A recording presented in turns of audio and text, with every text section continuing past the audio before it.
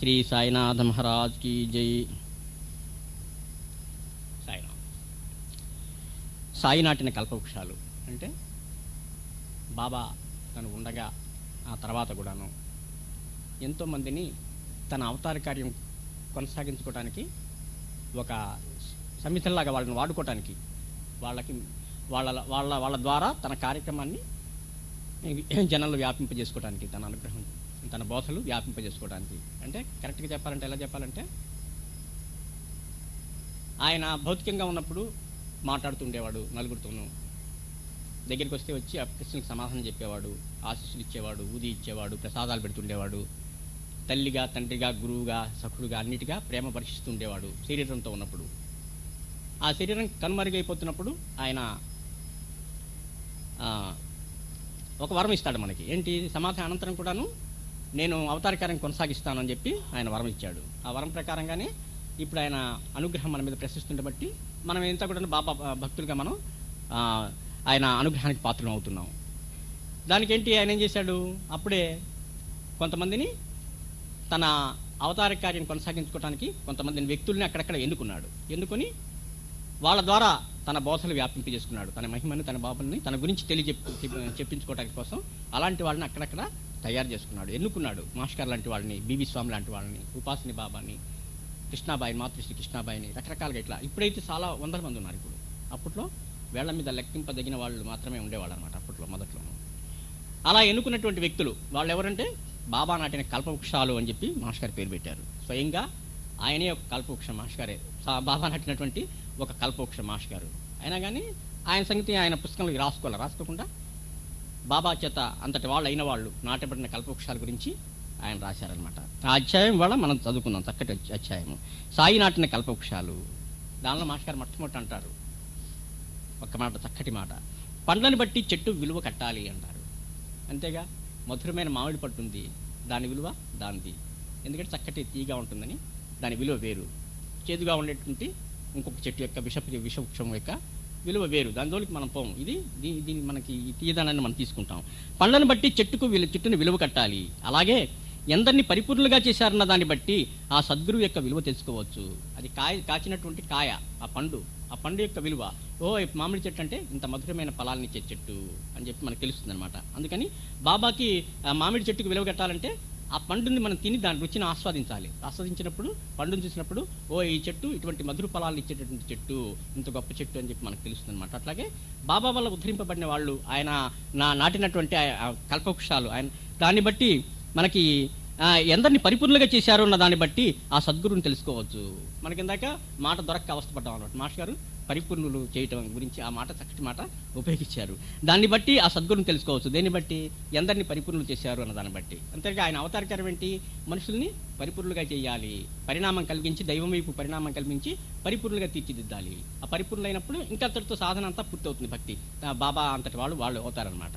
బాబా అంతటి వాళ్ళు అని మనం అనకూడదు, కానీ ఆయనతో సమానంగా ఆయన ఎన్నుకోబడిన వాళ్ళు పరిపూర్ణ, ఆయన చేయదగినంతగా పరిపూర్ణలు చేశారనమాట. అంటే ఇంకా వాళ్ళకి జన్మకర్మ వర్యాల నుంచి తిప్పించి ఒక బాధ్యతను వాళ్ళకి అప్పగించి, శరీరం ఉన్నంత వరకు తన బోధలను వ్యాప్తి చేయమని చెప్పి ఒక బాధ్యత అప్పగించి బాబా తర్వాత ఆ బాడీ పడిపోయిన తర్వాత ఇక తనలో కలిపేసుకుంటాడు అనమాట బాబా. అలాంటి వాళ్ళు ఈ కల్పవృక్షాలు.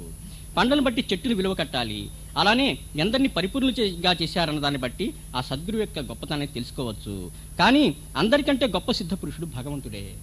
అందరికంటే భగవంతుడిగా మరి పరిపూర్ణైన పరిపూర్ణతకే పరిపూర్ణం బాబా అంటే. అట్లాంటి భగవంతుడు, అటువంటి వాడు బాబా. అందరికంటే గొప్ప సిద్ధ పురుషుడు భగవంతుడే. ఆయన అన్ని మతాలకు చెందిన ఎందరినీ అనంతమైన కాలగతిలో తన ప్రతిరూపాలుగా చేసి భూమిపైన ప్రతిష్ఠించాడో ఎవరు చెప్పగలరు? మనం ఈ 2 శతాబ్దాలు బట్టి చూస్తున్నాం. అంతే ఈ శతాబ్దంలోనే మనం చూసింది 1854 నుంచి ఇప్పుడు దాకా ఎంతమంది పరిపూర్ణం చేశాడు బాబా అని మనం వేళ్ల మీద లెక్క పెట్టుకుంటున్నాం. కానీ సృష్టి కాలం మొదలైన దగ్గర నుంచి ఆ భగవంతుడు తన ప్రతినిధులుగా ఎంతమందిని పంపిపెట్టాడో, ఎన్ని దేశాల్లోనూ ఎంతగా మత ప్రవక్తల దగ్గర నుంచి, రకరకాల సాధువుల దగ్గర నుంచి, అవధూత స్వాముల దగ్గర నుంచి, సూఫీ మహాత్ముల దగ్గర నుంచి రకరకాలైనటువంటి అన్ని మతాల్లోనూ పరిపూర్ణ సిద్ధ పురుషుల్ని కొన్ని వేల మందిని ఇప్పటికీ తయారు చేసి పంపించి ఉంటాడనమాట. ఆయన మొట్టమొదటి నుంచి లెక్కేసుకుంటే ఎంతగా కాలగతి మన అందదు కదా మనకి. ఎన్నో వందల మందిని, వేల మందిని తయారు చేసి ఉంటాడు. కానీ అందరికంటే గొప్ప సిద్ధపురుషుడు భగవంతుడే. ఆయన అన్ని మతాలకు చెందిన ఎందరినీ అనంతమైన కాలగతిలో తన ప్రతిరూపాలుగా చేసి భూమిపైన ప్రతిష్ఠించాడో ఎవరు చెప్పగలరు? అది మన ఊహకి అందనటువంటి విషయం. కానీ ఎన్నో వేల మందిని ఆయన తయారు చేసి పంపిస్తుంటాడు మనకి. అది మాత్రం అంత మటుకు మనం చెప్పుకోవచ్చు. కానీ ఆయన దీనికంతటికీ కర్తృత్వం ఎన్నడూ వహించరు. అన్ని తనే చేస్తున్న సంగతి జీవులకు తెలియనివ్వరు. అంటే మాయలో గప్పేస్తాడనమాట. వీళ్ళు చేసేది అదే కదా, మరి భగవంతుడు చేసేది మాయలో కప్పేస్తాడు. అన్నీ ఆయనే చేసినప్పటికీ ఆయన చేస్తున్నట్టుగా తెలియనివ్వకుండా ఆ మాయలో కప్పేస్తాడు. కానీ ఆయన దీనికంతటికీ కర్తృత్వం ఎన్నడూ వహించడు. అన్నీ తానే చేస్తున్న సంగతి జీవులకు తెలియనివ్వడు. సద్గురువుల్లోకెల్లా అగ్రేసరులైన సాయిబాబా వలన ఎందరు పూర్ణ పురుషులయ్యారో స్పష్టంగా తెలియటం లేదు. అంతేగా మనకు తెలిసిన చరిత్ర అతి కొద్ది. మన పరిధిలోకి వచ్చినటువంటి బాబా సాంప్రదాయంలో ఉన్నటువంటి మహాత్ములు చాలా కొద్ది మంది. అందువల్ల ఏంటి, కొద్ది మంది మనకి తెలుస్తుంది. కానీ ఎంతమందిని చేశాడో మన లెక్క మనకి తెలుసుకోలేకపోతాం మనం. సాయిబాబా వలన ఎందరు పూర్ణులయ్యారో స్పష్టంగా తెలియటం లేదు. పొద్దుగుంకిన కొద్దీ నక్షత్రాలు ఒక్కటొక్కటే ఆకాశంలో ప్రకటమైనట్టు కాలం గడుస్తుంటే శ్రీ సాయి వలన పూర్ణులైన వారి సంగతులు ఒక్కటొక్కటే బయటికి వస్తున్నాయి. పగలు ఉంటుంది, రాత్రి పగలకి మధ్య సంధ్యా సమయం ఉంటుంది. సంధ్యా సమయం అవుతున్న దగ్గర నుంచి ఒక్కొక్క ఎక్కువ కాంతి గల నక్షత్రం ముందు కనిపిస్తుంది మనకి. ఆ కొద్దిగా వెలుగులో కూడా అంతే, పగటి వెలుగులో కూడాను.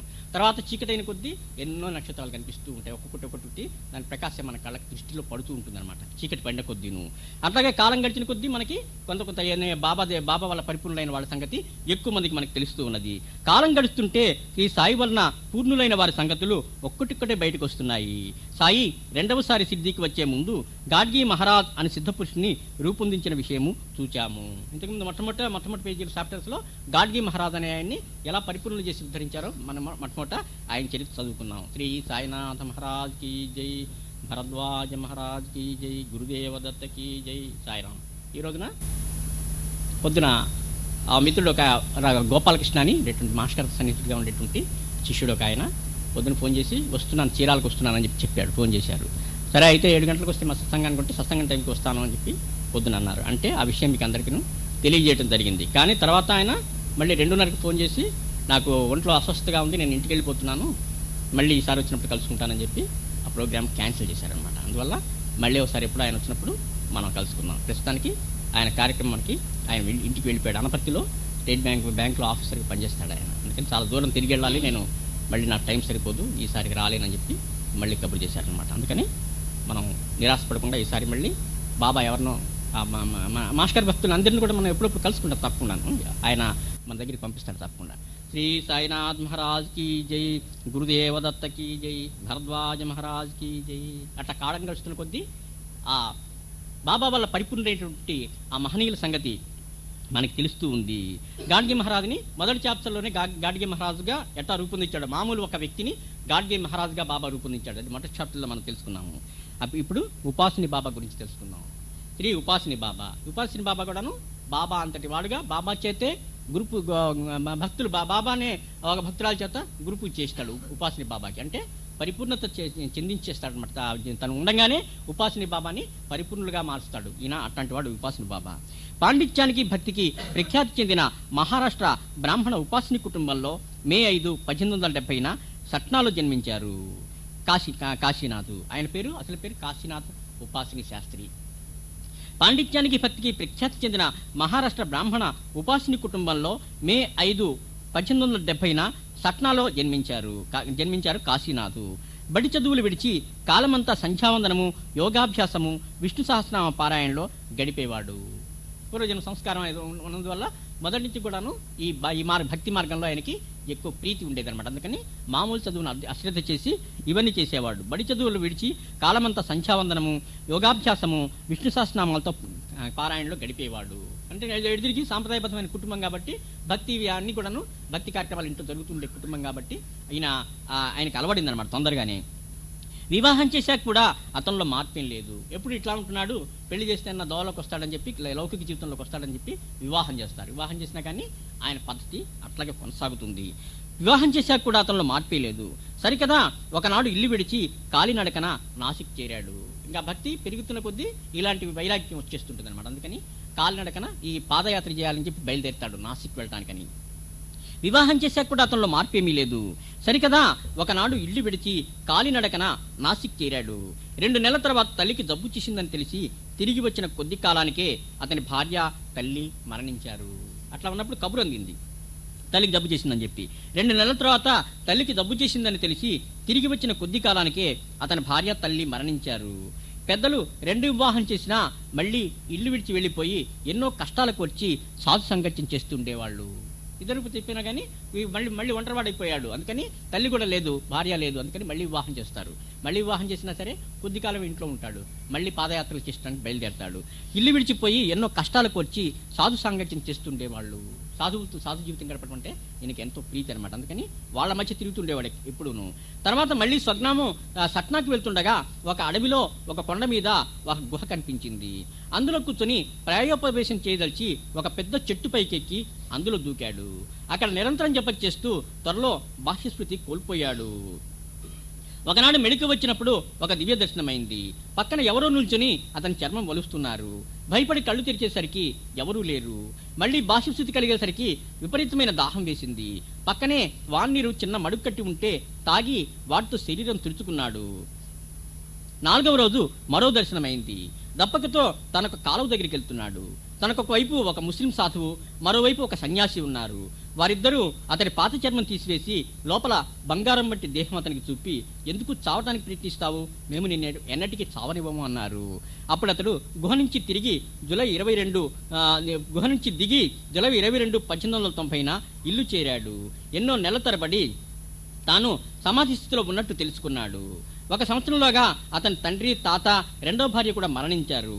కుటుంబం అప్పుల పాలయ్యేసరికి లోకమాన్య బాలగంగాధర్ తిలక్ గారు ఆదుకున్నారు.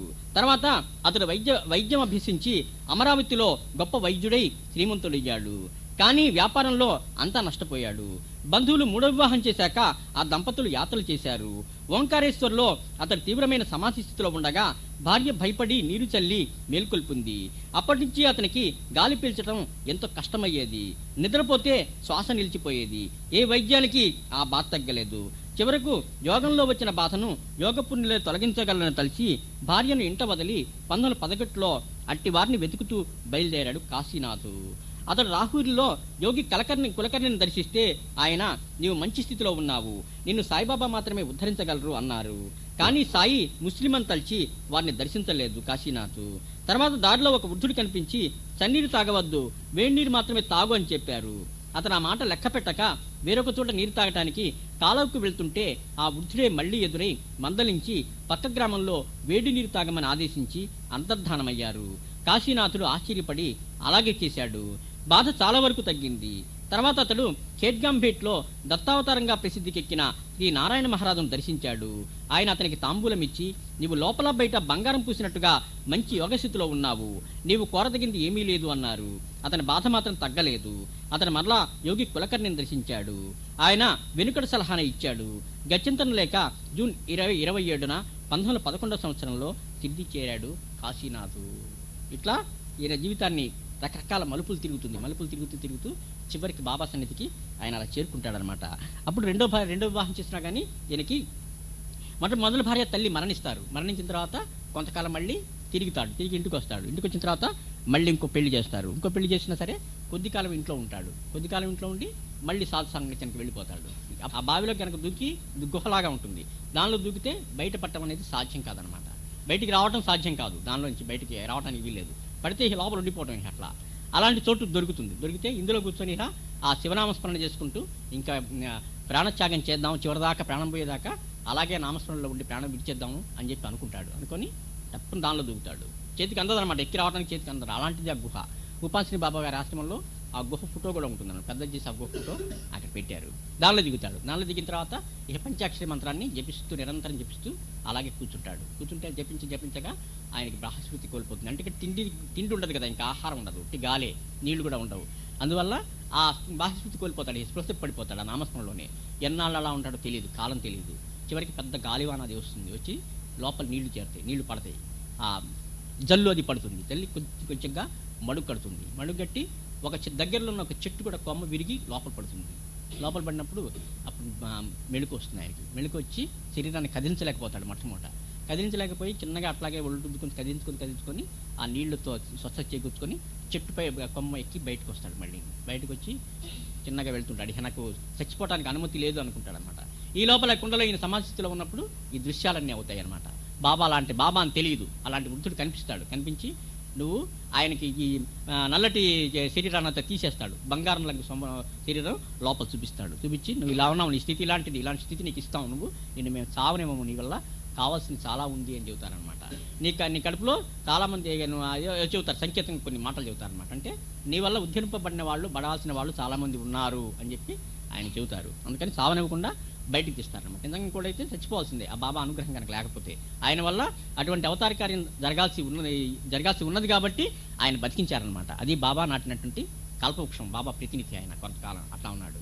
అందుకని బాబా చేత పరిపూర్ణ అయ్యదగిన వాడు అనమాట. అందుకని ఆయన బతికించి మళ్ళీ బయటకు వచ్చిన తర్వాత అప్పుడు ఈయనే మళ్ళీ కనిపించి చన్నీళ్ళు తాగవాక, నది దగ్గరికి పోతుంటే చన్నీళ్ళు తాగవాక గ్రామంలోకి వెళ్ళి వేడినీళ్ళు తాగమంటాడు. అలా వేడినీళ్ళు తాగిన తర్వాత స్వస్థత చేకూరుతుంది అనమాట. మళ్ళీ ఇంటికి వెళ్ళిన తర్వాత ఇంకా అప్పటికి ఉండలేకపోతాడు. అప్పుడు మళ్ళీ ఇంకొక పెళ్లి చేసుకుంటారు, మూడో పెళ్లి కూడా చేసుకుంటాడు. అప్పుడు వాళ్ళు యాత్రలు చేస్తుంటే ఓంకారక్షంత్రంలో మరి ఈయన సమాధికి వెళ్ళటం అలవాటైపోయింది కదా ఆయనకి.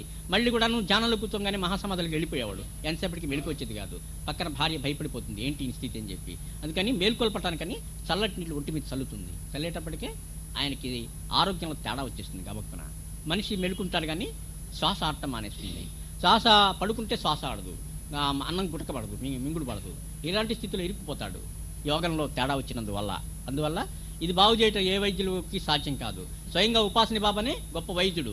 ఆయన కూడా మళ్ళీ ఇంటికి వెళ్ళినప్పుడు కొన్నాళ్ళు ఉంటాడు కదా ఈ మధ్యలో ఉన్నప్పుడు ఆ వైద్యం చేసేవాడు బ్రహ్మాండంగా. వైద్యం చేసి బోలినంత డబ్బు ఆర్జిస్తాడు, లక్షల రూపాయలు ఆర్జిస్తాడు. ఆర్జించి మళ్ళీ అంతా కూడాను ధర్మకార్యాలకి ఖర్చు పెట్టేస్తాడు. మళ్ళీ ఇంకోసారి ఇంటికి వచ్చినప్పుడు పెద్ద భూములు, 100 ఎకరాల భూములు తీసుకొని వ్యవసాయం చేస్తాడు, పంటలు పండిస్తాడు. మళ్ళీ అదంతా కూడా నష్టపోతాడు. ఇట్లా రకరకాలైనటువంటి మలుపులు ఆయన పెద్ద చరిత్ర ఆయన ఉంది. ఆయన చదివితే ఇవన్నీ తెలుస్తాయి అన్నమాట మనకి. అలాంటి రకరకాల మలుపులు దిగుతాయి ఆయన జీవితంలో. మళ్ళీ అంతా నష్టపడతాడు, పంట అంతా నష్టపోయి నష్టం వచ్చేస్తుంది. మళ్ళీ వైరాగ్యం కలుగుతుంది, మళ్ళీ బయలుదేరతాడు. ఇలా చాలాసార్లు జరుగుతుంది అనమాట ఆయన జీవితంలో. చివరికి ఏంటి, మూడో భార్యను తీసుకుని యాత్రలు చేస్తుంటే ఈ పని జరుగుతుంది. ఇది ఇంటికి పోతాడు, మళ్ళీ తీసుకొని ఇంటికి పోతే ఇక ఇంటికి పోయినా ఏం లేదు, శ్వాస ఆడదు, గుటకపడదు, అన్నం మింగటానికి వీల్లేదు. ఇంకా విసుగుపుడుతుంది, జీవితం విసుగుపుట్టి ఎందుకు ఈ జన్మ అనుకుని వీళ్ళు కాదు, నాకు వైద్యులు కాదు, తనే వైద్యుడు కదా, వైద్యం చేసుకుంటాడు, ఏం తగ్గదు, ప్రసిద్ధి చెందిన వైద్యులను చూస్తాడు. కాదు, చివరికి ఒక యోగంలో తేడా వచ్చింది కాబట్టి యోగులే నాకు సరి చేయగలరు అనుకుని అప్పుడు మొట్టమొదట కులకర్ణి అనే ఆయన దగ్గరికి వెళ్తారు. ఆయన కూడా దత్త సాంప్రదాయానికి చెందినవాడు అనమాట. ఆయన దగ్గరికి వెళ్తే ఆయన అంటాడు, ఆయన ఎదురొచ్చి తాంబూలం ఇచ్చి గౌరవించి మహాగౌరవంగా తీసుకెళ్తాడు. ఈయన తీసుకెళ్ళి నువ్వేంటి నా దగ్గర రావటం ఏంటి, నువ్వు పరిపూర్ణుడివి అని చెప్తాడు అనమాట. చెప్తే ఈయనకి అర్థం కాదు, ఈయన స్థితి ఏమిటి అర్థం కాకుండా మేము అలాంటి వాళ్ళం ఏం చేయలేము, నిన్ను ఈ రోగం నుంచి నీకు తప్పించగలవాడు సిద్ధి సాయిబాబా ఒక్కడే అని ఆయన చెబుతాడు. తర్వాత ఇక సిద్ధి సాయిబాబా అనగానే ఆయన ఈ రూపురేఖలు అవన్నీ వర్ణించి చెప్తే మసీదులో ఉంటాడు సిద్ధిలో అని చెబుతారనమాట. అందుకని ముస్లిం అనుకుంటాడు. ఈయనేమో సాంప్రదాయ చెందిన కుటుంబానికి చెందినవాడు, బ్రాహ్మణుడు. అందుకని ఆయన దగ్గరికి వెళ్ళటానికి మనసు ఒప్పుకోదు. తర్వాత మళ్ళీ ఖేడ్గాంబేట్లో దత్తావతారంగా ప్రసిద్ధి చెందినటువంటి నారాయణ మహారాజ్ గారి దగ్గరికి వెళ్తాడు. ఆయన కూడా ఇట్లాగే అంటాడు, లోపల బయట బంగారం పూసినట్టుగా ఉన్నావు, నీకు ఉద్ధరించగలవాడు సిద్ధి సాయిబాబా అనే ఆయన దగ్గరికి పో అని చెబుతారు. చెప్పిన తర్వాత మళ్ళీ నచ్చకి ఇంటికి వెళ్తాడు. ఇంటికి వెళ్ళి తిరిగి మళ్ళీ తగ్గకపోతే మళ్ళీ వీళ్ళిద్దరి దగ్గరికి వస్తాడు. ఇద్దరి దగ్గరికి వస్తే వీళ్ళిద్దరు మళ్ళీ అదే చెబుతాడు. అదే చెప్పేటప్పటికి తప్పదురా నాయన అనుకుని అప్పుడు చిన్నగా సిద్ధికి బయలుదేరతాడనమాట. అప్పుడు మొట్టమొదట జూన్ 27, 1911 సిద్ధి చేరాడు కాశీనాథ్. అప్పటి నుంచి బాబా సిద్ధిలో ఆయనే ఉండిపోతాడు అక్కడే. 2 రోజులు సాయి సన్నిధిలో ఉండటంతోనే అతని బాధ మటుమాయమైంది. బాబా యొక్క సన్నిధితోనే అతని రోగం నివారణ అయిపోతుంది అనమాట. 2 రోజులు సాయి సన్నిధిలో ఉండటంతోనే అతని బాధ మటుమాయమైంది. అప్పటికి బాబా యొక్క మహిమ ఆయనకు తెలుస్తుంది అనమాట.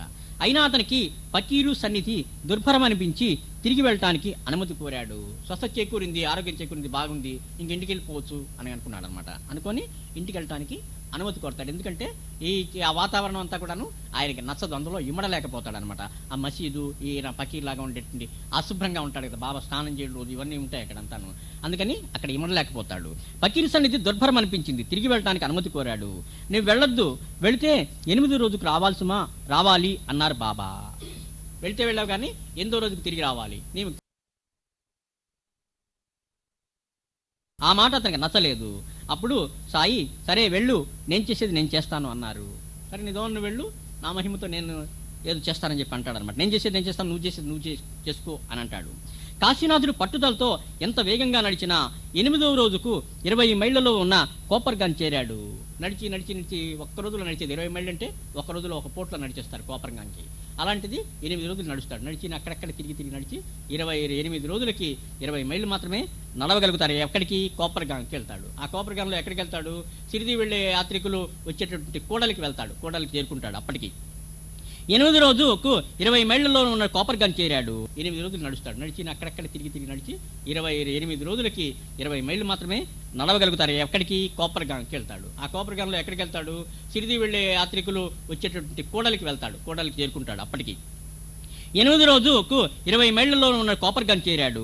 అక్కడ ప్రథమంగా సిరిది పోతున్న భక్తులు బలవంతన అతన్ని తోడుగా తీసుకువెళ్లారు. సిరిది వెళ్ళాలంటే అక్కడే వెళ్ళాలి, ఖచ్చితంగా అక్కడికి వెళ్తాడు. అక్కడికి వెళ్ళినప్పటికే సిరిది పోయే యాత్రికులు ఎటు వెళ్ళాలో తెలియక 4 కూడల్లో ఏ రోడ్లో వెళ్ళాలో తెలియక అక్కడ వెతుక్కుంటూ ఉంటారు. ఈయనేమో సిరిది నుంచి వచ్చానని చెప్పగానే, బాబాబు మాకు సిరిది దాకా తీసుకెళ్ళి మమ్మల్ని అక్కడ వదిలిపెట్టి నువ్వు వెళ్ళు, మళ్ళీ నిధవన అని చెప్పి పట్టుకుంటారు. పోనీ మరి సరే వెళ్ళు, నేను చేసేది నేను చేస్తానన్నారు. కాశీనాథుడు పట్టుదలతో ఎంత వేగంగా నడిచినా 8వ రోజుకు 20 మైళ్ళ దూరంలో ఉన్న కోపర్గాన్ చేరాడు. అక్కడ ప్రథమంగా సిరిది పోతున్న భక్తులు బలవంతాన్ని అతన్ని తోడుగా తీసుకువెళ్లారు. సిరిదిలో ఉండొచ్చావు కదా, నీకు అంతా తెలుసు కదా, ఒకసారి అక్కడ దాకా తీసుకెళ్లి చూపించి నిధవన నువ్వు వెళ్ళని చెప్పి బలవంతంగా సిరిదికి తీసుకుపోతాడు. వాళ్ళు ఆ మసీదు ముందు నుంచోగానే ఇవాళ 8వ రోజు అంటాడు బాబా. ఆయన చూసి నీ వెళ్ళి బలవంతాన్ని అతన్ని తోడుగా తీసుకెళ్లారు. సాయి అతన్ని చూస్తూనే నవ్వి, నీవు వెళ్ళి ఎన్ని రోజులైంది అన్నారు. 8 రోజులు అన్నాడు కాశీనాథ్. అప్పుడు అతన్ని వాడాలో ఉండమని బాబా ఆజ్ఞాపించారు. వసతిగృహంలో ఉండు, బలం వాడాలో ఉండిపో. ఈసారి అతడు ఆయన మాటకు తలొగ్గాడు. వల్లే నుంచి తప్పించుకొని పోలేనరా బాబు అనుకొని, అయినా కానీ మంచే కదా ఆయన జరిగేది. మంచి జరుగుతుంది అని తెలుసు, మంచి జరుగుతుందని మాత్రం తెలుసు. ఎందుకంటే 2 రోజులు ఉండగానే స్వస్థత చేకూరింది. ఈయన మహాత్ములను గుర్తించాడు. తెలిసి కానీ వెనకాల కర్మబంధం పీకుతుందనమాట. ఇంటికి వెళ్ళాలి, ఎవరిని చేయాలి, మళ్ళీ అట్లాంటి ఆశలు పోలేదనమాట. ఇంకా మళ్ళీ ఏదో వ్యవసాయం చేయాలి, వైద్యం చేయాలి, డబ్బు సంపాదించాలి, మళ్ళీ 3వ భార్యతో కాపురం చేయాలి. మధ్యలో ఇట్లా పుట్టుకొచ్చుతుండే ఆయనకి. అందువల్ల మళ్ళీ వెనక్కి పోతాననేవాడు. అంటే బాబా మాత్రం ఎప్పటికీ పోనివ్వలేదనమాట. ఈసారి అతడు ఆయన మాటకు తలగ్గాడు. సిరిదిలో నిత్యము భక్తుల అనుభవాలు వినటంతో అతని మనస్సు క్రమంగా మారింది. ఆయన సన్నిధిలో ఉంటే ఇంకేంటి, అప్పటికి వస్తుంటారు, అక్కడ మేలు పొందిన వాళ్ళు వస్తుంటారు, బాబాని ఇవ్వాలంత మేలు పొందామని చెబుతుంటారు. మళ్ళీ ఏవో అనుభవాలు, దూరంగా ఎక్కడ ఉన్న వాళ్ళు అక్కడికి బాబా మాకు దూరంగా ఉన్నప్పటికీను అక్కడ దర్శనం ఇచ్చి మమ్మల్ని కాపాడాడని ఇవన్నీ చెబుతుంటారు. రోజు జరుగుతుంటాయి లీలలు, అనుక్షణం బాబా దగ్గర. ఇవన్నీ వింటుంటేటప్పటికే బాబా మహిమంతా కూడా ఆయన హృదయంలో నాటుకుపోయిందనమాట. ఆయన సన్నిధి యొక్క ప్రభావం, ఆయన యొక్క మహిమలు వినటం, దీనివల్ల ఆంతర్యం అంతా కూడాను పరిపూర్ణం అవటం మొదలు పెడుతుంది అనమాట. అదంతా లేదును మనం బాబా మనకి మాస్టర్ మనకి ఇచ్చిన ప్రక్రియ అందువల్ల ఇచ్చాడు. మనం ఏ సాధన చేయక్కర్లా. ఊరికి ఆయన ద్వారకామయ్యలో కూర్చుంటాడు బాబా సన్నిధిలో. బాబా ఏ సాధన కూడా చెప్పకుండా ఏం లేదు, అక్కడ జరిగేది చూస్తూ ఊరికి ఆయన చూస్తూ ఆ జరిగే పక్క వాళ్ళు చెప్పేవి వింటూ అవి కూర్చోటం అంతే అక్కడ చేసింది ఆయన. అదే గొప్ప సాధన. ఆ సాధన వల్ల ఏమవుతుందంటే ఆయన సన్నిధి ప్రభావం, ఆ లీలలు, ఆ భక్తుల అనుభవాలు వింటూ ఉంటారు కదా, వచ్చి చెప్పిన వాళ్ళవి, అవి లోపలికి పడుతుంటాయి. చెవుల ద్వారా పడుతుంటే ఆ పరిణతి కలుగుతూ ఉంటుంది అనమాట. సాయి నాటిన కల్పవృక్షం అన్న తీరులో పరిణతి పొందటానికి కూడాను అవి ఉపకరించినాయి అనమాట. అవి అందువల్ల మనం చేసేటువంటి ఇవి వినేటువంటి లీలలు, చెప్పేటటువంటి లీలలు, వినేటటువంటి లీలకి అంత ప్రభావం ఉంది. సన్నిధి, బాబా సన్నిధి మనకి వింటున్నాం అంటే పరిణతి కొంచెం మనకి వస్తుందన్నమాట. అందుకే ఈ ప్రక్రియని మాస్టర్ మనకు అలవాటు చేయడానికి ఈ ప్రక్రియని మనకు ఏర్పరిచారు. ఎందుకు, పెద్ద సాధనలు ఏమీ చేయకుండానే పరిమూర్తిని పొందేటటువంటి సులభమైన మార్గం అనమాట. ఖచ్చితంగా మనకి రోజుకి కొంచెం పరిణతి కనిపిస్తుంది మనకి. అలాంటిది అలా చేశాడు ఈయన. సిరిదిలో నిత్యము భక్తుల అనుభవాలు వినటంతో అతని మనసు క్రమంగా మారింది. ఒకరోజు బాబా అతని వైపు చూచి నవ్వుతూ భక్తులతో అన్నారు, ఒకప్పుడు ఒక స్త్రీ గర్భిణి అయి కొన్ని సంవత్సరాలైనా ప్రసవించలేదు. ఆమెను వేడి నీటిని మాత్రమే తాగమని చెప్పాను. అప్పుడు చెబుతాడు కదా కాలువ దగ్గరికి వెళ్ళి, నువ్వు చన్నీళ్ళు తాగద్దు, వేడి నీళ్ళు తాగని. అదేనమాట. ఆమె నా మాట లెక్క చేయక నీరు తాగటానికి ఒక కాలువకు వెడుతున్నది. ఆమె గర్భంలోని బిడ్డలు నశిస్తారేమోనని నేను ఆమెను మరలా మందలించాను. పక్క గ్రామంలో వేడి నీళ్లు తాగాక ఆమెకు బాధ చాలా వరకు తగ్గింది అన్నారు. అప్పుడు నిజంగా జరిగిందనమాట ఈయన జీవితంలో. గర్భిణీ స్త్రీ అంటే ఈయన వల్ల బిడ్డలంటే ఈయన వల్ల ఉద్ధరింపబడిన వాళ్ళు బిడ్డలు, ఆయన శిష్యుల్ని బిడ్డలు అంటారు కదా, అందుకని ఈయన వల్ల ఉద్ధరింపబడిన వాళ్ళు చాలా మంది ఉన్నారు. ఆ కార్యం ఆగిపోతుందనే ఉద్దేశంతో నేను ఈయనకి ఈ సలహా ఇచ్చి బతికించాను అని చెప్తాడనమాట. నీరు తాగడానికి ఒక కాలువకు వెడుతున్నది. ఆమె గర్భంలోని బిడ్డలు నశిస్తారేమోనని నేను ఆమెను మరలా మందలించాను. పక్క గ్రామంలో వేడి నీరు తాగాక ఆమెకు బాధ చాలా వరకు తగ్గింది అన్నారు. తనకు 2 సార్లు దర్శనమిచ్చిన వృద్ధుడు ఆయనే నిన్ను గుర్తించి పులకించాడు కాశీనాథు. తర్వాత బాబా కొన్ని వేల సంవత్సరాలుగా మనిద్దరికీ రుణానుబంధం ఉన్నది అని, ఒక బావి పక్క చెట్టు మీద 2 పక్షులుండేవి. ఒకటి బావిలో పడితే దాన్ని రక్షించడానికి రెండవది తన ప్రాణాలు తెగించవలసి వచ్చింది అన్నారు. మాయలో పడిన శిష్యుని రక్షించడానికి సద్గురువు అవతరించవలసి వచ్చిందని వారి భావం కాబోలు. అంతేగా, మనంతా మాయలో పడిపోతుంటాం. మొట్టమొదటి చెప్పాం కదా, తన మాయలో పడిపోతుంటాం. ఆ మాయలో నుంచి బయటికి లాగడానికి సద్గురువులు అవతరిస్తూ ఉంటారు. కాలం ఎప్పుడైతే ప్రారంభమైందో అప్పటి నుంచి కూడాను కొన్ని వేల మంది, లక్షల మంది గురువులు అవతరించి మనల్ని ఈ భక్తి మార్గంలోకి మళ్ళీ లాగి పరిణతి కలిగిస్తూ ఉంటారు. తప్పకుండా జరుగుతూ ఉంటుంది అది. మాయలో పడిన శిష్యుని రక్షించడానికి సద్గురు అవతరించవలసి వచ్చిందని వారి భావం కాబోలు. తర్వాత కాశీనాథ్తో ఎవరితోనూ సంబంధం లేకుండా మౌనంగా ఖండోబాలయంలో 4 సంవత్సరాలుండు, ఖండోబా కృప నీకు లభిస్తుంది అన్నారు. అక్కడి నుంచి సన్నిధిలో ఈయన లీలలు వింటూ ఈయన సన్నిధి ప్రభావం అంతా కూడాను ఆయన మనసులో బాగా నాటుకున్నాక అప్పుడు పంపిస్తాడు ఖండోబాలయానికి. నువ్వు ఇంకా ఇట్లా ద్వారకామయలో అక్కర్లేదు, అక్కడుండి అక్కడే కదలకుండా 4 సంవత్సరాలు ఖండోబా సన్నిధిలో ఉండు అని చెప్పి పంపిస్తాడనమాట. అయితే రోజు అక్కడి నుంచి నైవేద్యం తీసుకొచ్చాడు కాశీనాథు. సంబంధం లేకుండా మౌనంగా ఖండోబాలయంలో 4 సంవత్సరాలు ఏం చేయక్కర్లా, మౌనంగా ఊరినే అలా కూర్చొని ఉండటమే. రోజు శ్రీ కాశీనాథు స్వయంగా వంట చేసుకొని మొదట మసీదులో సాయికి నైవేదించి తర్వాత భోజనం చేసేవాడు. అందరూ మనం చేయాల్సిన పని కూడాను ఇదేనమాట. వండుకున్న తర్వాత ముందు బాబాకు నివేదించాలి, నివేదించిన తర్వాత భోజనం చేయాలి. రోజు శ్రీ కాశీనాథు స్వయంగా వంట చేసుకొని మొదట మసీదులో సాయికి నివేదించి తర్వాత భోజనం చేసేవాడు. ఒకరోజు నేను అక్కడికి వస్తే నువ్వు గుర్తిస్తావా అన్నారు బాబా. రోజు వచ్చిపోతున్నాడు, నైవేద్యం తీసుకుంటున్నాడు, అంత జరుగుతున్నది, కాలం గడుస్తున్నది. ఏళ్ళలో పరిణతి ఎంత వచ్చిందో మళ్ళీ చూసుకుంటున్నాడు అనమాట బాబా. ఎందుకంటే చూసుకోవటానికి అడుగుతాడు, నేను నీ దగ్గరికి వస్తాను ఇవాళ, నన్ను గుర్తుపట్టగలవా అని అడుగుతున్నాడు. నేను ఒక రోజున నేను అక్కడికి వస్తే నువ్వు గుర్తిస్తావా అన్నారు బాబా. అతకేమీ అర్థం కాలేదు. ఎందుకు గుర్తించడం, బాబా వస్తే గుర్తుపట్టకపోవటం ఏంటి? ఒకరోజు ఒక నల్ల కుక్క అన్నం కోసం అతని వెంటబడింది. బాబాకి నైవేద్యం తీసుకొస్తుంటే దానివైపు ఆశగా చూస్తూ వెంటబడి వస్తున్నది ఆ అన్నం కోసమని. దాన్ని తరిమేసి నివేదనతో మసీద్ చేరగానే సాయి, ఇంత దూరం రానక్కర్లేదు, నేను అక్కడే ఉన్నాను, ఆ నల్ల కుక్కని నేనే అన్నారు. గుర్తుపట్టలేదు నువ్వు, నేను ఆ నల్ల కుక్క రూపంలో నేను సకల జీవుడు స్వరూపం నేనేను, నువ్వు ఇక్కడ దాకా రాక్కర్లేదు, రోజు ఆ కుక్క అన్నం పెట్టి నాకు చేరుతుంది అని చెప్పాడనమాట. ఇంత దూరం రానక్కర్లేదు, నేను అక్కడే ఉన్నాను, ఆ నల్ల కుక్క నేనే అన్నారు.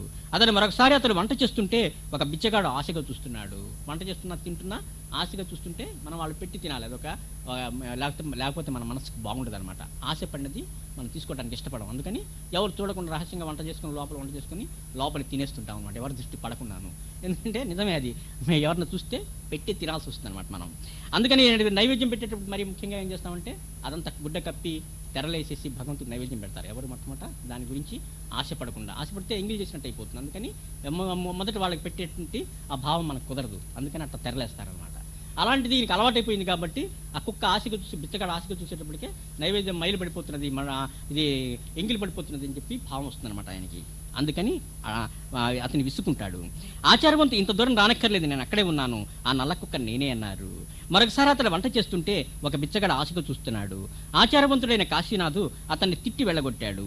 సాయి ఆనాడు నివేదన అంగీకరించక అక్కడ హరిజనుల రూపంలో ఉన్న నన్ను తిట్టావు, నీవెక్కడ చూస్తే అక్కడే ఉన్నాను నేను, గుర్తుంచుకో అన్నారు. అదేగా బాబా చెందాల్సిన మనిషి చెందాల్సిన పరిణతి. ఎక్కడ పడితే సర్వత్రా కూడాను ఆ భగవంతుని దర్శించేటటువంటి స్థితి, అనుభవం పొందేటువంటి స్థితి, అదే పరిపూర్ణమైన పరిణతి అనమాట.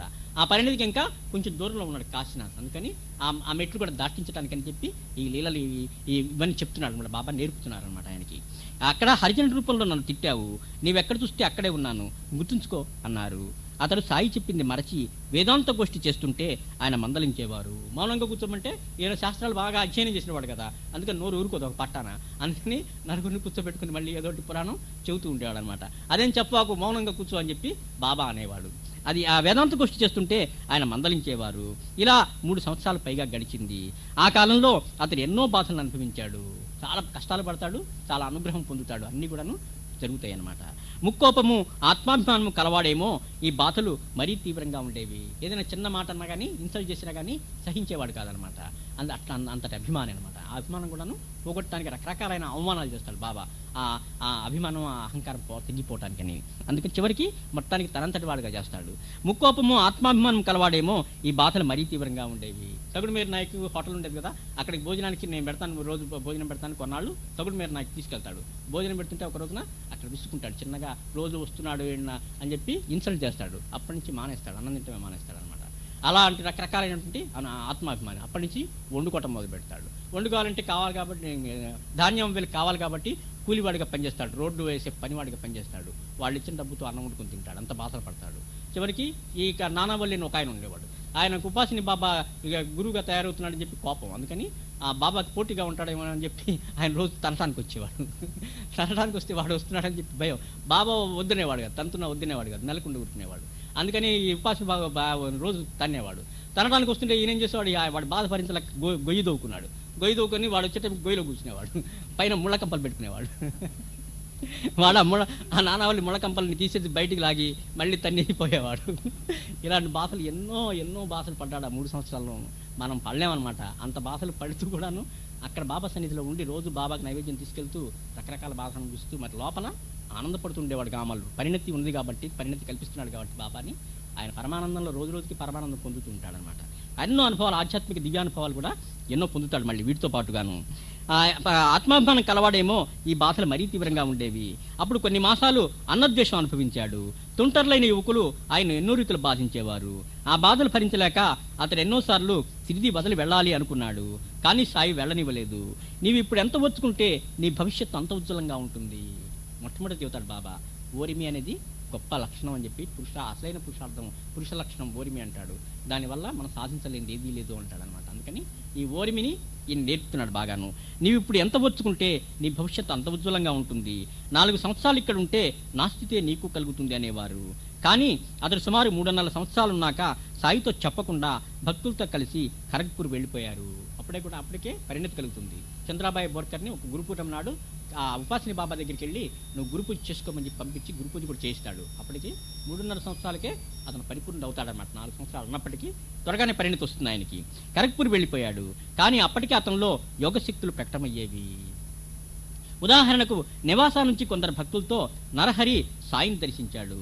కానీ ఆయన ముస్లిం అని శంకించాడు. వెంటనే సాయి అతని కేసి ఉరిమి చూశారు. అతడు బయటకు పోయి ఖండోబాలో ఉపాసిని శాస్త్రికి నమస్కరించబోయాడు. ఆయన తన కాళ్ళు వెనక్కు తీసుకొని, నీవు బ్రాహ్మణువు, సాయి ముస్లిము, నువ్వు ఆయనకు నమస్కరించకూడదు, అటువంటిప్పుడు నీతో నాకేం పని అన్నాడు. అంటే ద్వారకామాయికును ఖండోబా ఆలయానికి చాలా దూరం ఉంటుంది. ఇక్కడ ద్వారకామాయిలో జరుగుతున్నవన్నీ కూడాను ఖండోబా ఆలయంలో ఉన్న ఉపాసిని బాబాకి తెలుస్తూ ఉండేవన్నమాట. అన్ని కూడాను అంత పరిణతి కలుగుతుంది ఆయనకి. శాస్త్రికి నమస్కరించబోయాడు, నీవు బ్రాహ్మణుడు, అటువంటిప్పుడు నీతో నాకేం పని అన్నారు. చివరికి ఆయన సిర్ది దగ్గరున్న సాకోరిలో ఉపాసిని బాబాగా స్థిరపడి డిసెంబర్ 24, 1941 సమాధి చెందారు. శ్రీ సాయి ఆదేశించినట్టుగా 4 సంవత్సరాలు పూర్తిగా సిర్దిలోనే ఉంటే ఏమయ్యేదో. శ్రీ సాయినాథ మహారాజ్ కీ జై, భరద్వాజ్ మహారాజ్ కీ జై, గురుదేవ దత్త కీ జై. ఇప్పుడు కూడాను ఉపాసిని బాబా సాకోరి సిద్ధికి చాలా దగ్గరలోనే ఉంటుందన్నమాట ఉపాసిని బాబా యొక్క సమాధి. ఆ ఆశ్రమం చాలా ప్రశాంతంగా ఉంటుంది. సిద్ధిలో ఎంత గందరగోళంగా ఉంటుందో, మనకి రష్గా ఉంటుంది కదా సిద్ధిలో, సందడిగా ఉంటుంది. ఎంతమంది సందడిగల వాళ్ళు ఉన్నా కానీ అక్కడంతా ఒక సంతోషంగా ఉంటుంది. అంతా కూడాను ఎంతో సంతోషంగా ఉంటారు భక్తులు. వచ్చే భక్తులంతా కూడాను దర్శనం క్యూలో కానీ ఎక్కడ పడితే అక్కడ సంతోషంతో ఉంటారు మొత్తం భక్తులంతా కూడాను. ఉపాసిని బాబా ఆశ్రమం ఉంటుంది, పెద్ద ఆశ్రమం, సిద్ధి కంటే చాలా పెద్ద ఆశ్రమం. అక్కడంతా కూడాను కామ్గా ఉంటుంది, చీమ చిటుక్కు మనకుండా ఉంటుంది అనమాట. అంత నిశ్శబ్దంగా ఉంటుంది అంతాను. అక్కడ లోపలంతా కూడాను ఆడవాళ్ళు ఉంటారు. ఆయన కన్యాస్థాన్ అంటారు దానికి. ఎప్పుడు కూడాను 108 మంది స్త్రీలు అక్కడ లోపల ఉంటారు. యజ్ఞం కూడా స్త్రీలే చేస్తారు అక్కడ. ప్రతి సేవ కూడాను స్త్రీలే చేస్తారు అక్కడ. లోపల ఇన్మేట్స్ ఉంటారు అక్కడ. వాళ్ళంతా ఆడవాళ్ళు కదా, శుభ్రంగా అంత శుభ్రంగా ఉంటుంది అనమాట. ప్రతిదీ శుభ్రంగా ఉంటుంది, ప్రతిదీ ఒక తీరుగా ఉంటుంది. సమాధి అలంకరణ కానీ, ఒక వస్తువు అక్కడ పెట్టడం కానీ, చేయడం కానీ అంతా కూడాను ప్రతిదీ తీర్చిదిద్దినట్టుగా ఉంటుంది. అక్కడ కన్యాకుమారి అమ్మవారి చిన్న దేవాలయం ఉంటుంది లోపల ఆశ్రమంలోనే. ఆ ఆశ్రమంలో అమ్మవారికి అలంకరణ చేస్తారు. మనిషి కూర్చున్నట్టు ఉంటుంది చక్కగా. ఆ చీర కట్టడం కానీ, నగలు పెట్టడం కానీ అంతా ప్రతి ఒక్కటి విషయం అట్లా తీర్చిదిద్దినట్టుగా ఉంటుంది అనమాట. ఆ యాగశాల ఉంటుంది ఒక చోట. ఆ యాగశాల ఆవు పెడితే ఎత్తికి శుభ్రంగా ముగ్గులు పెట్టి చక్కగా ఉంటుంది. ఇక్కడ ఎంత హడావిడిగా కోలాహలంగా ఉంటుందో అక్కడ అంత నిశ్శబ్దంగా ఉంటుంది. అయినా కానీ అక్కడ కూడా చాలా బాగుంటుంది. అక్కడ కూడా ఇక్కడ బాగుంటుంది, అక్కడ వేరే రకంగా ఉంటుంది అనమాట అక్కడ. అలాంటిది ఆయన ఆశ్రమం. మనం శుద్ధి చేసినప్పుడు ఎప్పుడన్నా కానీ దగ్గరే కాబట్టి ఒక 3-4 గంటలు, 2-3 గంటల్లో చూసి రావచ్చు, 2 గంటల్లో చూసి రావచ్చు సాకోరి ఆశ్రమం. సయ్యద్ జలాలుద్దీన్ ఇంకొక ఆయన బాబా చేత తీర్చిదిద్దబడిన పరిపూర్ణం చేయబడినటువంటి ఇంకొక మహాత్ముడు. రెడ్ హిల్స్లో స్వామియార్గా ప్రసిద్ధికెక్కిన ఈ మహనీయుడు పెషావర్లో జన్మించి కొంతకాలం సైన్యంలో పనిచేశారు. ఈయన రెడ్ హిల్స్ బాబా అంటారు, రెడ్ హిల్స్ స్వామి అంటారు అన్నమాట. ఈయన్ని రెడ్ హిల్స్ తమిళనాడులో స్వామియార్గా ప్రసిద్ధికెక్కిన ఈ మహనీయుడు పెషావర్లో జన్మించి కొంతకాలం సైన్యంలో పనిచేశారు. ఈయన ఉన్మత్తావస్థలో ఉన్న అవధూతగా రెడ్ హిల్స్లో ఉండేవారు. ఈయన ఏ అంగట్లో తినుబండారాలు తీసుకున్నా వారికి ఆ వ్యాపారం అద్భుతంగా జరిగేది. సాధారణ ఒక క్రియలో ఈ ఉన్మత్తావస్థ వస్తుంది. ఉపాసని బాబా కూడా సిద్ధిలో కండబలం ఉన్నప్పుడు ఉన్మత్తావస్థ వస్తుంది. రాళ్ళు పెట్టి కొడుతుండేవాడు, దగ్గరికి వచ్చిన వాళ్ళు కొడుతుండేవాడు. అట్లా కొట్టిన వాళ్ళు రాయి తగిలిన వాళ్ళకి మంచి జరుగుతుండేవాడు అనమాట. అట్లాగే ఎంత మంచి జరుగుతుందంటే చెప్పలే, మనకి చాలా గొప్ప మేలు జరుగుతుండేది ఆ రాయి దెబ్బ తగిలిన వాళ్ళకి కూడాను. మన ఈయన అవతార్ మెహర్ బాబా గారు కూడా వెళ్తాడు అక్కడికి, మా ఉపాసన బాబా గారి దగ్గరికి వెళ్తాడు. వెళ్తే ఆయన అప్పుడు ఉన్నత స్థితిలో ఉంటాడు. ఉన్నత స్థితిలో ఉన్నప్పుడు రాయేసి ఒక్కటి కొడతాడు. కొట్టేటప్పటికే ఖచ్చితంగా ఆజ్ఞాచక్రం దగ్గర తగులుతుంది. ఆయనకి తగిలేటప్పటికే సమాధి స్థితి కలుగుతుంది. అప్పటి నుంచి గొప్ప అనుభూతి మహాత్ముడు అవుతాడు ఉపాసన బాబా వారు. టర్నింగ్ పాయింట్ అనమాట అది. ఉపాసన బాబా వల్ల ఉద్ధరింపబడిన వాడు అవతార్ మెహర్ బాబా. ఎట్లా అంటే ఈ ఉన్మత్త శ్వాసలో ఉండి ఒక రాయి దెబ్బ తింటాడనమాట. అప్పుడే ఆయనకు సాధనంతో ఒక పాకల్లో పడుతుంది ఆ దెబ్బ వల్ల. అట్లాగే మొట్టమొదటి చిన్నప్పుడు ఆయన కాలేజీకి వెళ్తుంటాడు నాగపూర్లో. కాలేజీకి ఉంటే అక్కడ మహాయోగిని కన్నా బాబాజాన్ అని ఒక ఆమె ఉంటుంది. ఆ పక్కనే నడిచి వెళ్తుంటే ఒక రోజున అవతార్ మెహర్ బాబాను పిలుస్తుంది. పిలిచినప్పుడు ఆ దగ్గరికి పిలిచి ఈ ఉపాసన బాబా గారు తర్వాత అక్కడే కొడతాడనమాట. ముద్దు పెట్టుకుంటుంది ఇక్కడ నుదురి దగ్గర. చిన్నపిల్లాడు కాలేజీకి వెళ్ళే సమయంలో ఆమె 100 సంవత్సరాలు పైబడిన వృద్ధురాలు మహాయోగిని. అప్పుడు ఆయనకు ఒక అలౌకిక స్థితి కలుగుతుంది. అలౌకిక స్థితిలో అట్లాగే ఉండిపోతాడు. అప్పటి నుంచి చదువు తగ్గిపోతుంది, మిగతా లౌకిక విషయాల మీద శ్రద్ధ తగ్గిపోతుంది. మళ్ళీ ఉపాసన బాబా రాయి ఖచ్చితంగా అక్కడే కొడతాడు. అక్కడే కొట్టేటప్పటికే అప్పుడు సాధన ఒక పాకన పడుతుంది అనమాట. పాకన పట్టి మళ్ళీ బాహ్య శృతి వచ్చేసి ఇంకప్పటి నుంచి అవతార కార్యం బాగా నలుగురితో మెసలటం, లౌకిక జీవితంలో మెసలటం అనేది వస్తుందన్నమాట. అట్లా పరిణతి చెందుతాడు ఆయన. అలాగే వీళ్ళ ప్రతి ఒక ఫేస్ ఉంటుందన్నమాట వీళ్ళల్లో. ఏది అవధూత ఉన్మత్తావస్థ స్థితిలో ఉండేటటువంటి కొంతకాలం అట్లా ఉంటుంటారు వాళ్ళు. అలాగే స్వామివారు కూడాను కొంతకాలం ఉన్మత్త స్థితిలో ఉన్నారు. ఈయన ఉన్మత్తావస్థలో ఉన్న అవధూతగా రెడ్ హిల్స్లో ఉండేవారు. ఈయన ఏ అంగట్లో తినుబండారాలు తీసుకున్నా వారికి ఆ వ్యాపారం అద్భుతంగా జరిగేది. ఒకరోజు ఆయన వీధి వెంట వెళ్తుంటే ఒక పిచ్చివాడు ఎదురయ్యాడు. ఆయన అతని చెంప మీద కొట్టారు. వెంటనే అతనికి పిచ్చి తగ్గిపోయింది. ఉన్మత్తావస్థలో ఉన్నవాళ్ళు వాళ్ళు మంచి పరిపాకల్లో ఉంటారు, భగవంతునితో అనుసంధానం కలిగి ఉంటారు అనమాట. అప్పుడు వాళ్ళు మనం ముట్టుకున్నా ఏది చేసినా సరే మనకి ఎంతో మేలు జరుగుతుంది. పిచ్చివాడిని ఒక దెబ్బ కొట్టంగానే పిచ్చి మాత్రం కుదిరిపోతుంది అమ్మాయి. అటువంటి స్థితి అనమాట వాళ్ళది. ఒకసారి కొద్దిసేపట్లో తృప్తిగా వీధి వెంట పడుతుంటే ఆయన అతని చెంప మీద కొట్టారు. వెంటనే అతనికి పిచ్చి తగ్గిపోయింది. ఎందరెందరో రోగులు ఆయన దగ్గరకు వచ్చేవారు. ఆయన ఒక్కోసారి రోక్కేసి తీవ్రంగా చూచి ఏదో గుణుకుతూ ఆకాశంకి చేసి చూసేవారు.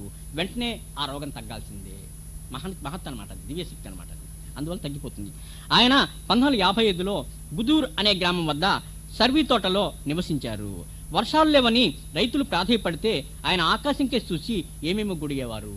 మన వెంకటేశ్వర గారు చెరువు మధ్యలో కూర్చొని తంబూరు పెడితే ఎట్లాగైతే వర్షం పడేవో ఈయన కూడా అంతేనమాట. ఏదో గుడిగేవాడు, ఏదో మనతో ఏం చదివేవాడు తెలియదు, ప్రార్థన చేసేవాడు కావాలి, వెంటనే వర్షం పడేది. వర్షాలు లేవని రైతులు ప్రాధేయపడితే ఆయన ఆకాశం కేసి చేసి ఏమేమో గుడిగేవారు. కొద్దిసేపట్లో తృప్తిగా వర్షం పడేది. ఒకసారి 10 రోజులు వర్షం కురిసి అంతా జలమయమై ఆ గ్రామానికి రాకపోకలు నిలిచిపోయాయి. వర్షం లేక అల్లాడుతుంటే వర్షం తెప్పించమంటే తెప్పించాడు. ఏకదాటిగా 10 రోజులు పడుతుంది అనమాట.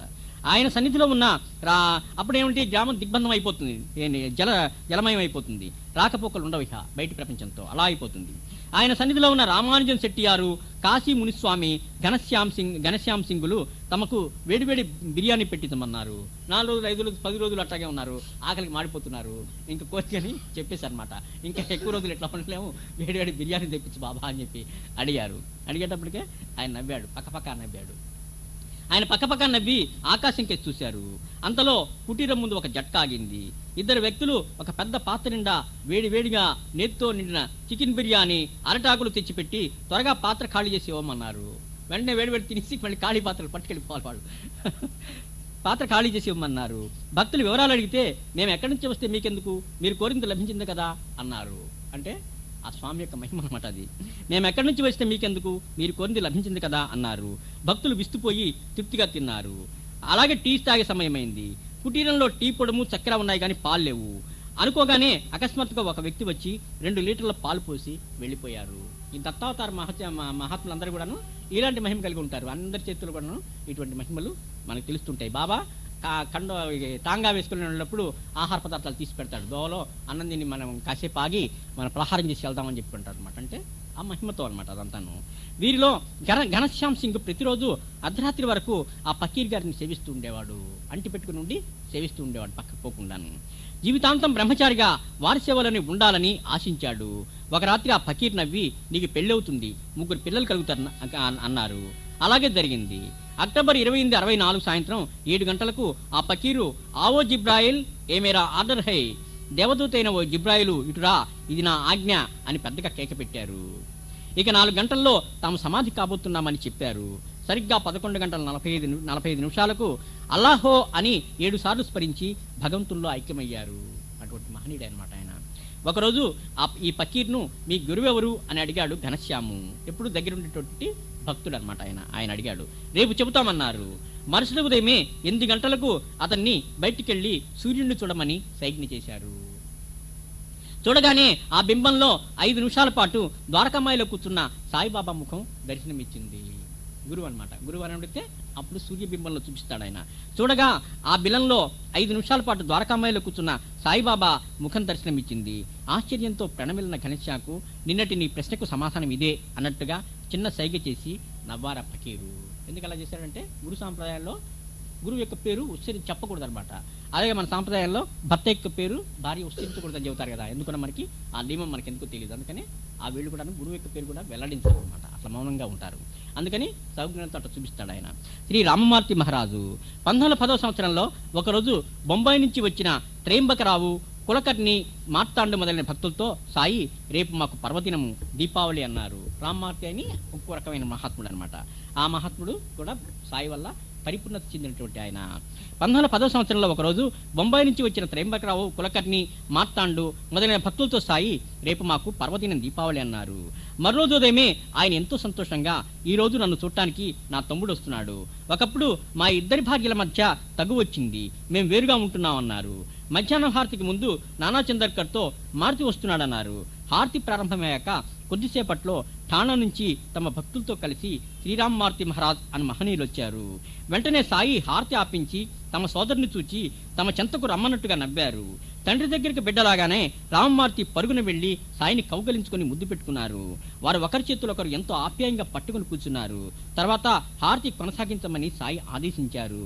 హారతి అయ్యాక ఆ మహనీయుడు ఖండోబాకు వెళ్లి అక్కడ నివసిస్తున్న ఉపాసిని శాస్త్రితో రాముని సేవ విడవకు అని చెప్పారు.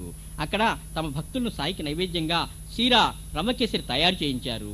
ఈలోగా బాబా వద్దకు భక్తులందరూ తమ నైవేద్యాలను తెచ్చి సమర్పించారు. ఉండండి, ఈ రోజు మొదట నా తమ్ముడిచ్చే నైవేద్యం తీసుకోవాలి అని కొద్దిసేపు వేచి ఉన్నారు బాబా. అది రాగానే ఎంతో సంతోషంగా దాన్ని కొంచెం తిని తర్వాత మిగిలిన నైవేద్యాలు తీసుకున్నారు. నాటి మధ్యాహ్నం, సాయంత్రం చావడి ఉత్సవంలోనూ ఆ మహాత్ముల్ని తమ చింతనే ఉంచుకొని రాత్రి మాత్రం ఆయన ఖండోబాలో నిద్రించమని పంపించారు సాయి.